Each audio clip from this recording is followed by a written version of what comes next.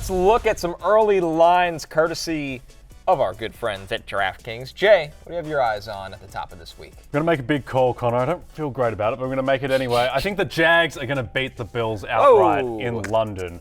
Really like the way that the Jags played against the Falcons. I think they turned the corner. That defense is playing really well with Tyson Campbell and Darius Williams. Josh Allen quietly is the Jacksonville Josh Allen, who, by the way, destroyed the Buffalo Josh Allen last time they played. He is playing extremely well. Lawrence, I think that his play has been better than his results so far. And the Bills quietly, Tre'Davious White done for the season. They're really thin at corner at the moment. And also Jordan Poyer's been out too. So I worry a bit about their secondary. But here's the main thing. You know when weird stuff happens? Weird stuff happens when one team has to fly 8 hours to London and the other team's already there and has been there for a week and isn't as affected by travel. So I think that's a big factor. The fact that the Jags have stayed over in London, they should be fresher. And I think they're going to pull an upset. Ooh, I like that call. So, I'm going to go back to this Texans-Falcons game that we've been talking about. It opened up at 3.5 and then moved to 2.5. It's now down to Falcons -2. But I think the Texans win this game. And I definitely like them getting 2 points. Here, I don't understand this. I mean, just think about it, right? So the Jaguars beat, very handily last week in London, the Atlanta Falcons. 2 weeks ago, Houston beat the Jaguars by 20.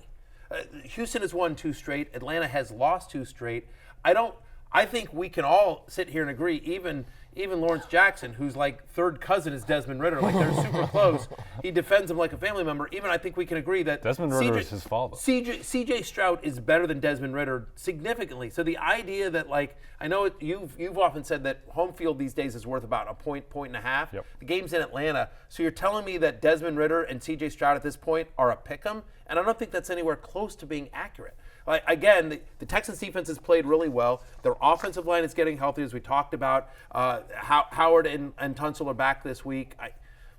This line is shocking to me. I mean, and obviously you're seeing it already bet down. I bet it'll be a pick 'em by the time game comes around. But yeah, give me the Texans to win outright at plus money. But also, just if we're talking lines, I'll take the 2 points. Yep, no, I like it. I think the question is how good is this Houston defense? I think the offense is real. Stroud's just really good. Collins, Dell, really good. Offensive line getting better. Not sure about this defense. It might be solid, and if it's solid, then they win this game. It's been plucky. It's held its own, obviously. Yep. I mean, the Steelers are a disaster, but it shut down Jacksonville a little bit, right? So again, it's not like Baltimore absolutely lit them up either. But that's Baltimore. Well, yeah, and exactly. That was Baltimore, right? Baltimore in week 1, and then whatever. In week 2 it was Indianapolis and Gardner Minshew. But okay. Anyway. I'm interested in. We talked about it a little bit earlier. The Ravens at Steelers. Ravens -4, which is weird to me because the Steelers they haven't really had anything positive despite being 2-2. I feel like they got lucky in a couple of games, but this 38.5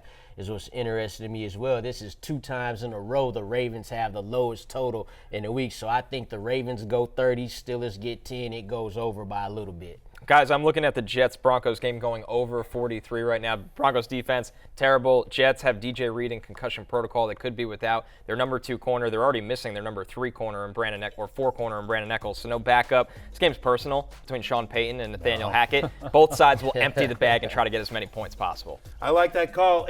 Hey, it's Matthew Berry from NBCSports.com and RotorWorld.com, and I want to thank you so much for watching whatever it is you just watched, or if nothing else, being too lazy to click out of the autoplay after this video started, after whatever it is you actually wanted to watch finished.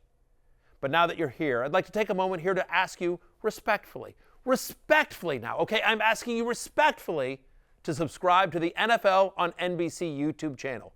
You'll get the latest Roto-World fantasy news headlines, all sorts of great shows, including my own Fantasy Football Happy Hour. So go subscribe now. Again, I'm asking respectfully.